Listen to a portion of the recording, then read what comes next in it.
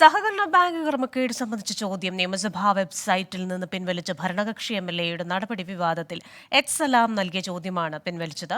സഹകരണ വകുപ്പ് പരിശോധനയിൽ ക്രമക്കേട് കണ്ടെത്തിയ സംഘങ്ങളും സ്ഥാപനങ്ങളും രാഷ്ട്രീയ ബന്ധവും സംബന്ധിച്ചായിരുന്നു ചോദ്യം. വിവരങ്ങളുമായി ഷഫീദ് റാവുത്തർ ചേരുകയാണ്.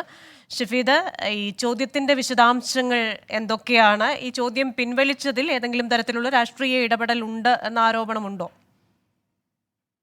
ഇതിനോടകം തന്നെ അങ്ങനെ ഒരു ആരോപണം ഇതുമായി ബന്ധപ്പെട്ട് ഉയർന്നിട്ടുണ്ട്. അതായത് നിയമസഭാ വെബ്സൈറ്റിൽ നിന്ന് ചോദ്യം പിൻവലിച്ച അസാധാരണ നടപടിയാണ് ഇപ്പോൾ വിവാദത്തിലായിട്ടുള്ളത്.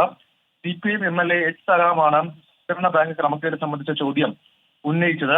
ഈ സഹകരണ വകുപ്പ് പരിശോധനയിൽ ക്രമക്കേട് കണ്ടെത്തിയ സംഘങ്ങളും സ്ഥാപനങ്ങളും രാഷ്ട്രീയ ബന്ധവും സംബന്ധിച്ചായിരുന്നു ഈ ചോദ്യം.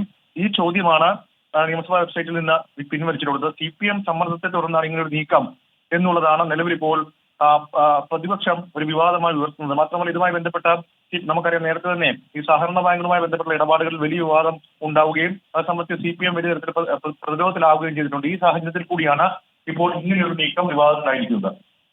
ശരി, വിശദാംശങ്ങൾ നൽകിയത് ഷഫീദ് റാവുത്തറാണ് തിരുവനന്തപുരത്ത് നിന്ന്.